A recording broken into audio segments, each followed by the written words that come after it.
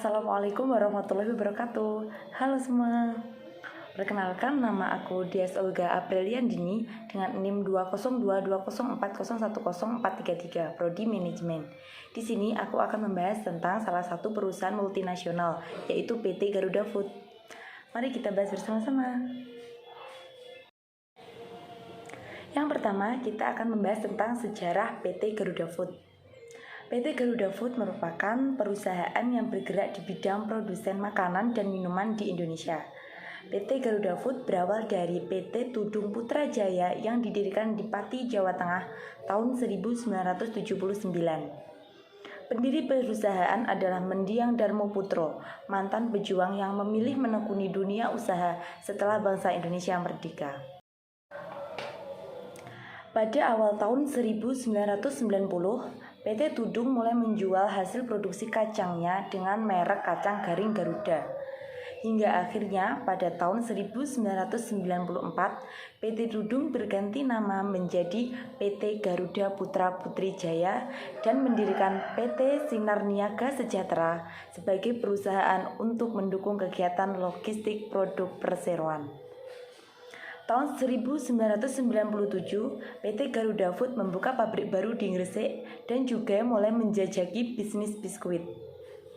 Setahun kemudian, yaitu tahun 1998, PT Garuda Food mengakui sisi PT Tri Teguh Manunggal Sejati dan meluncurkan Ogi Jelly Drink.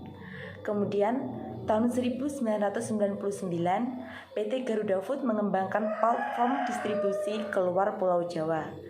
PT Garuda Food juga terus berinovasi setiap tahunnya dengan meluncurkan berbagai produk mulai dari Geri, Garuda Pilus, dan masih banyak lagi.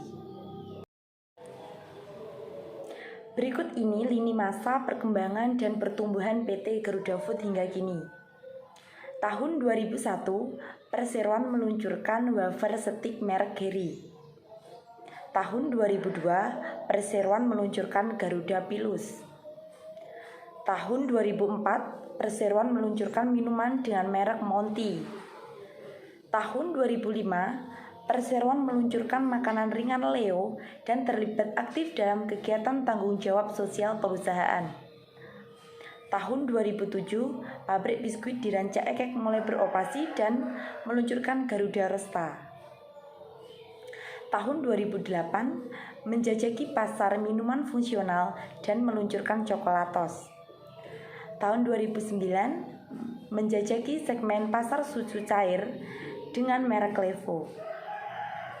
2011, melakukan joint venture bersama Suntory Beverage and Food untuk memproduksi menjual produk minuman non-alkohol dengan nama PT Suntory Garuda Beverage.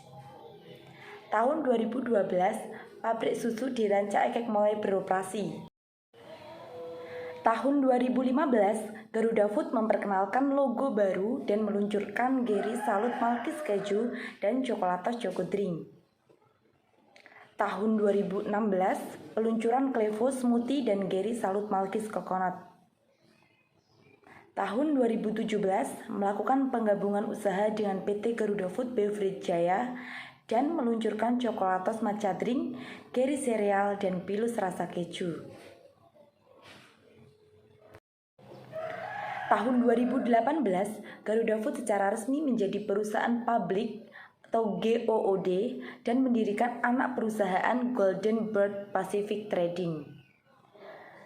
Tahun 2019, peresmian Geri Exquest di pabrik Gresik, melakukan joint venture bersama Hormel Foods Asia Pasifik, melakukan joint venture bersama Falcon Pictures, mendirikan PT Garuda Elang Nusantara, dan meluncurkan Coklat Dilan. Tahun 2020, pengambil alihan PT Mulia Bogaraya pada 14 Oktober 2020 dan melanjutkan Garuda Ocorn dan Garuda Potato. Tahun 2022, Hormel Foods International Corporation menjadi investor strategis minoritas di Garuda Food. Yang kedua, kita akan membahas tentang manajemen perusahaan PT Garuda Food. Yang pertama, ada manajemen pemasaran. Penjualan produk-produk Garuda Food didistribusikan melalui PT Sinar Niaga Sejahtera atau SNS yang merupakan divisi distribusi dari holding company. Didirikan tahun 1994, peran SNS sangat menentukan bagi perkembangan Garuda Food. Karena perannya, berbagai macam produk Garuda Food bisa diperoleh konsumen di wilayah-wilayah pelosok seluruh Indonesia. Hingga tahun 2021, SNS telah memiliki 124 depo atau cabang. Tidak hanya itu, untuk lebih memperluas jaringan, SNS juga bermitra dengan subdistributor besar yang tersebar dari Aceh sampai Papua. Dengan kekuatan jaringan serta armada distribusi yang sangat memadai, sejak 1994, SNS telah menjadi 5 besar perusahaan distributor FMCG terbaik untuk kategori makanan dan minuman. Distribusi produk PT Garuda Food ada dua. Yang pertama, nasional domestik, dan yang kedua, internasional domestik. Yang pertama, nasional domestik, Garuda Food menjual produknya melalui PT Sinar Niaga Sejahtera atau SNS ke seluruh pelosok Indonesia. Jalur distribusi yang dimiliki SNS berkonsentrasi terhadap pendistribusian produk yang terdiri dari general trade, modern trade, dan institusi. SNS juga memiliki sistem teknologi informasi yang terintegrasi dari proses pemesanan oleh pelanggan sampai pengelolaan rantai pasokan dan logistik.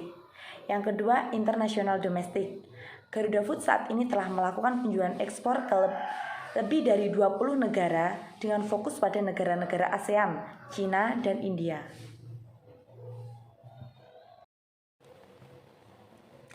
Yang kedua, manajemen sumber daya manusia. Sekitar 9.000 karyawan grup Garuda Food adalah orang-orang yang terpilih yang melewati proses seleksi yang ketat. Selain dituntut terampil menyelesaikan pekerjaan operasional, mereka harus jujur dan berwawasan. Untuk meningkatkan profesionalisme, perusahaan melaksanakan berbagai program pelatihan dan pengembangan, baik yang dilakukan di dalam perusahaan maupun mengirim mereka ke berbagai lembaga pendidikan dan pelatihan di dalam maupun di luar negeri. Untuk merangsang sekaligus meningkatkan kinerjanya, perusahaan memberikan insentif baik berwujud materi maupun prospek karir yang cemerlang di masa depan. Dengan demikian, di Garuda Food, karyawan diberikan kesempatan yang seluas-luasnya untuk mengembangkan seluruh potensi yang mereka miliki. Yang ketiga, manajemen keuangan. Pasar distribusi Garuda Food di Indonesia berada di 16 wilayah dan sebagian besar berada di Jawa. Garuda Food juga telah mengekspor beberapa produknya ke negara Asia, Eropa, Timur Tengah, Afrika, Amerika, dan Australia. Hasil operasional tahun 2022 menunjukkan perlambatan penjualan akibat pandemi. Dalam laporan keuangan Garuda Food Juni 2022 tercatat, perusahaan mengalami penurunan penjualan bersih sebesar 8,38% menjadi 3,91 triliun dari periode yang sama tahun lalu, yaitu 4,27 triliun. Penurunan pendapatan bersih disebabkan oleh penurunan pendapatan dari segmen makanan ringan dan minuman. Untuk menggenjot pendapatan, Garuda Food berencana untuk menambah volume penjualan dengan meningkatkan kapasitas produksi. Yang ketiga, kita akan membahas strategi PT Garuda Food untuk mengejar pertumbuhan bisnis dan menargetkan penjualan untuk menghadapi persaingan. Yang pertama adalah strategi PT Garuda Food kejar pertumbuhan bisnis. Direktur Garuda Food Paulus Tejo Suktikno menyebutkan Garuda Food akan menjalankan sejumlah strategi untuk memaksimalkan laju bisnis. Salah satu strategi pengembangan usaha lewat beragam inovasi, seperti pengembangan produk baru, ekspansi jalur distribusi, dan digitalisasi sektor logistik, serta mulai meletakkan dasar untuk masuk ke sektor jasa makanan. Kemudian menggencarkan inovasi dalam aspek produksi, proses bisnis, hingga pemasaran produk. Strategi ini digunakan untuk memperbesar pangsa pasar dan meningkatkan kepuasan pelanggan. Garuda Food mengumumkan kinerja positif sepanjang 2022. Perseroan membukukan penjualan bersih sebesar 10,5 triliun. Angka ini melesat 19,4% dibandingkan periode yang sama tahun sebelumnya. Penjualan di pasar domestik juga mengalami kenaikan sebesar 20,1%. Senilai 10,1 triliun, sedangkan penjualan ekspor mengalami pertumbuhan sebesar 5,5% senilai 412 miliar. Garuda Food juga tetap berupaya menciptakan terobosan-terobosan baru dalam meningkatkan penjualan melalui jalur distribusi, segmen dan pangsa pasar yang baru, serta peluncuran produk baru yang inovatif. Untuk penjualan dan distribusi, Garuda Food juga merombak mekanisme operasional berupa perubahan sistem pemesanan produk. Garuda Food menggunakan teknologi serta pengalihan proses pembayaran menggunakan metode pembayaran online melalui transfer antar bank. Yang kedua, strategi PT Garuda Food targetkan penjualan untuk menghadapi persaingan. PT Garuda Food bidik pertumbuhan penjualan atau pendapatan tetap terjaga di 2 digit tahun 2023. Hal ini melihat tren penjualan pada tahun 2022 lalu yang konsisten bertumbuh. Satu dari strategi perseroan untuk meningkatkan penjualan adalah dengan memanfaatkan momentum Ramadan dan Lebaran tahun ini. Untuk mencapai target tersebut, Garuda Food telah menyiapkan produk biskuit yang sangat diminati masyarakat. Selain itu, salah satu strategi untuk mengoptimalkan penjualan produk adalah melalui penjualan daring, bekerja sama dengan beberapa marketplace. Peran platform e-commerce sangat membantu dalam mempromosikan dan menjual produk. Hal ini tentunya mempermudah konsumen dalam mengirim bingkisan ke saudara secara online.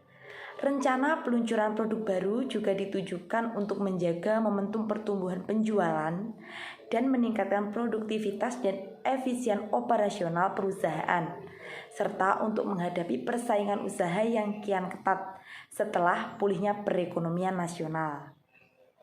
Sepanjang tahun 2022, Garuda Food berhasil mengantongi penjualan sebesar 10,51 triliun. Jumlah ini naik 19,44% secara tahun dan dari sebelumnya 8,79 triliun pada 2021. Pertumbuhan penjualan Garuda Food ditopang oleh penjualan domestik sebesar 10,9 triliun dan penjualan ekspor sebesar 412,15 miliar. Selain meluncurkan produk baru di tahun 2023, Garuda Food juga akan mengoptimalkan penjualan ekspornya di Cina karena sudah tidak lagi menerapkan kebijakan lockdown. Direktur Garuda Food menyebutkan ada kesempatan di mana Cina sudah tidak lagi menerapkan kebijakan lockdown, sehingga kita bisa lebih fokus dan menggenjot pasar Cina sebagai salah satu target pasar ekspor yang potensial. Strategi lain yang akan ditempuh oleh PT Garuda Food adalah bekerja sama dengan sejumlah marketplace untuk mengoptimalkan channel business to business dan business to customer yang lebih luas. Langkah itu diambil untuk menggenjot penjualan produk secara daring. Selain itu, agar lebih unggul dari para pesaingnya, PT Garuda Food senantiasa melakukan benchmarking terhadap perusahaannya, berusaha untuk melakukan inovasi lebih dulu dibandingkan rivalnya, dan melakukan strategi promosi yang merupakan langkah paling tepat di mana melalui media ini konsumen dapat lebih mengenal produk tersebut. Secara umum, praktek promosi terbagi menjadi dua macam, yakni secara below the line dan above the line. Below the line mencakup kegiatan pemasaran seperti sponsor, brosur. Sedangkan above the line merupakan sebuah promosi yang membutuhkan biaya yang tinggi dengan memanfaatkan media seperti televisi, radio. Sekian pembahasan tentang perusahaan Garuda Food. Apabila ada kurang lebihnya mohon maaf. Wassalamualaikum warahmatullahi wabarakatuh. Bye bye.